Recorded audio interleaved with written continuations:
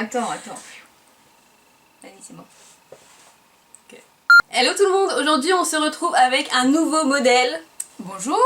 Rosida, ma grande sœur, donc qui vient aujourd'hui faire le mannequin pour moi parce que j'avais décidé de faire des vidéos sur une peau différente. Je trouve que c'est toujours intéressant de pouvoir voir autre chose. Donc mon mannequin du jour n'est-elle pas trop belle et trop jolie à regarder?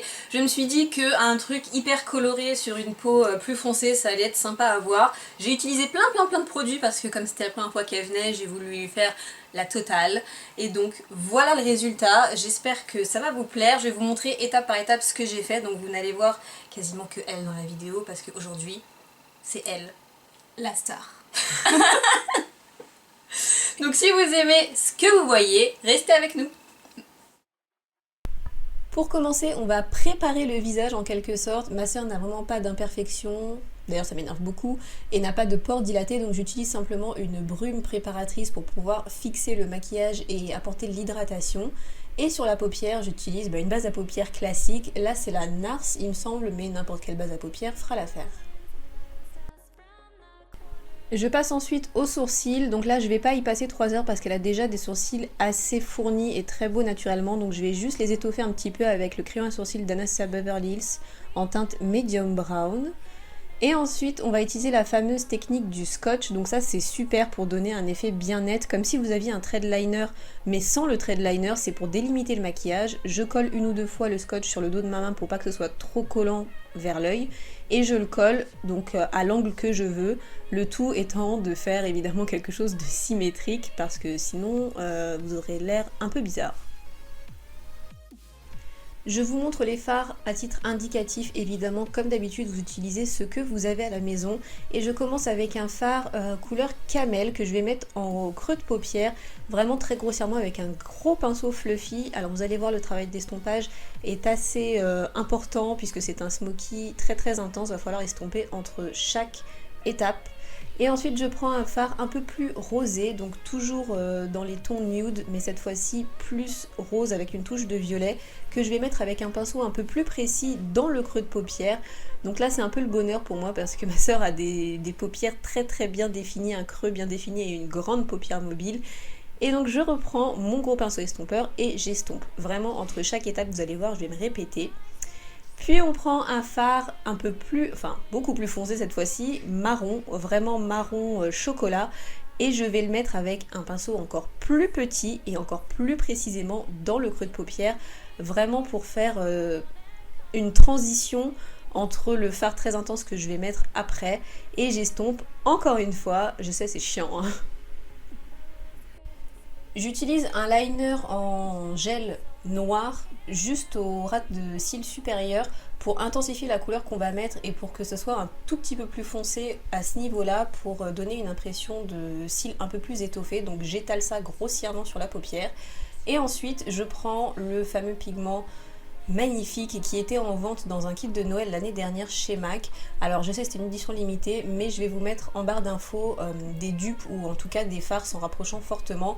Il s'agit simplement de prendre un fard violet vraiment très intense que je vais mettre sur toute la paupière mobile. Et encore une fois, je prends le même gros pinceau que j'utilise depuis le début de la vidéo et je vais à nouveau estomper pour ne pas avoir de vilaines démarcations.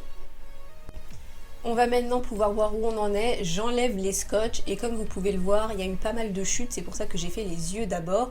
Donc pour pas avoir une tronche de panda, je prends une lingette démaquillante. Vous pouvez aussi prendre de l'eau micellaire ou n'importe quoi de non gras, et je vais essuyer toutes les chutes sur le visage avant de passer à la suite.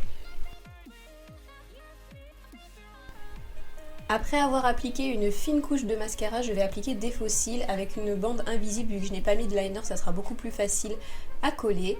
Et on va pouvoir passer au reste du visage.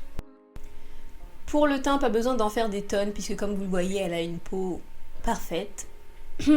Et donc je vais juste mettre une crème teintée en couche très fine appliquée avec un beauty blender humide. C'est une crème teintée que vous pouvez moduler, vous pouvez ajouter 2 couches pour avoir un peu plus de couvrance, mais là c'est vraiment simplement pour unifier le teint et lui apporter un peu plus de fraîcheur et de lumière. Et ensuite avec un anti-cerne, je vais venir illuminer le dessous de l'œil et également l'arête du nez pour apporter également une touche lumière à cet endroit là. et j'estompe tout ça également avec le Beauty Blender parce que c'est vraiment l'outil magique pour ça et en plus ça absorbe l'excédent de produit, donc si vous avez eu la main trop lourde, ça enlèvera vraiment tout ce que vous avez mis en trop. Donc là le but du jeu c'est évidemment de bien estomper le tout. Vous voyez, j'estompe vers le bas en allant vers le bas des joues pour bien mélanger l'anti-cerne et la crème teintée ou le fond de teint que vous aurez mis, parce qu'il ne faut pas qu'il y ait de démarcation entre le fond de teint et la crème teintée vu que l'un est plus clair que l'autre. Donc essayez d'y passer du temps et le Beauty Blender vous aidera vraiment dans cette étape. Je vais pouvoir ensuite fixer l'anti-cerne seulement en dessous des yeux avec une poudre libre transparente, et puisqu'elle a la peau très sèche, je ne vais pas ajouter de poudre ailleurs, mais si vous avez tendance à briller autre part, n'hésitez pas à poudrer là où vous avez tendance à briller bien sûr. Et ensuite, je vais pouvoir faire le dessous de l'œil. Le ras de cils inférieur, je le fais toujours après parce que comme ça, c'est beaucoup plus simple. Si vous devez mettre du fard et ensuite de l'anti-cerne, c'est un peu compliqué, ça peut mélanger les deux et pas faire très joli ni très net. Donc bref, je prends un fard un peu framboise que je vais mettre au ras de cils et que je vais estomper. Et ensuite, je vais mettre au ras de cils, mais vraiment très précisément avec un pinceau liner, un fard beaucoup plus foncé, donc violet foncé, qui se rapproche un petit peu du pigment qu'on a mis en paupière mobile. Et là, je vais vraiment le mettre très précisément sur le ras de cils inférieur tout le long. Et ensuite, je vais réestomper pour pouvoir faire une espèce de halo et donner un effet un peu fumé au regard.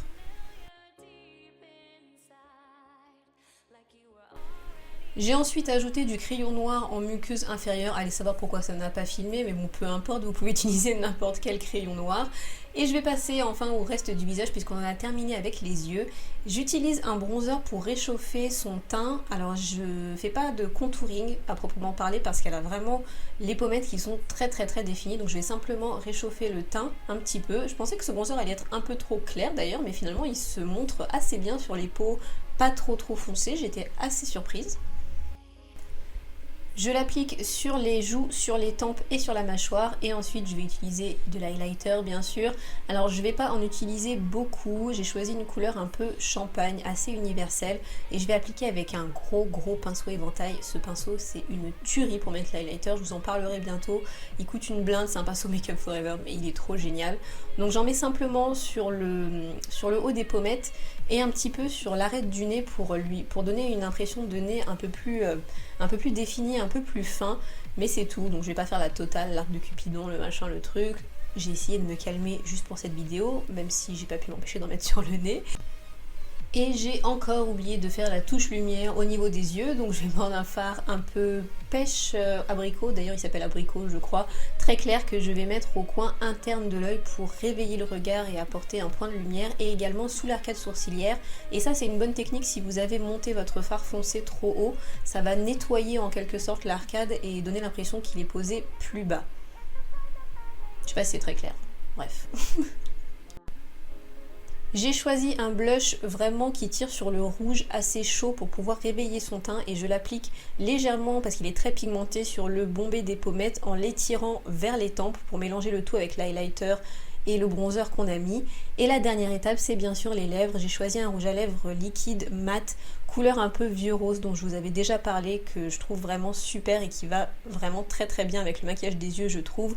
Et comme elle a les lèvres vraiment très sèches, je vais rajouter une pointe d'huile de chez Clarins dont je vous ai aussi parlé au centre des lèvres pour donner un effet un peu plus pulpeux et que ce soit un peu plus confortable pour elle.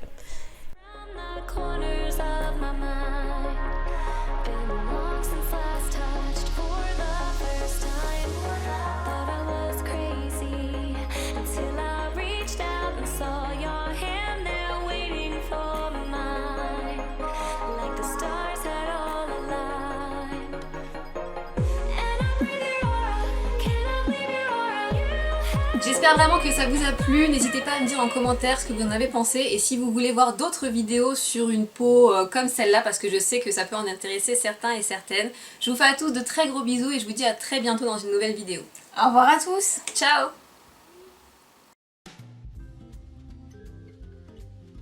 Je sais pas, c'est l'image, ça me fait rire. On a deux têtes de poire alors. Hein. Ok, c'est parti. Ok. Oui. Essaye. Non mais sérieux, t'as pas l'air d'une conne à faire ça.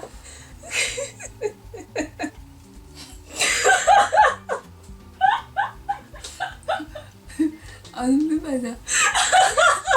Ah non, non.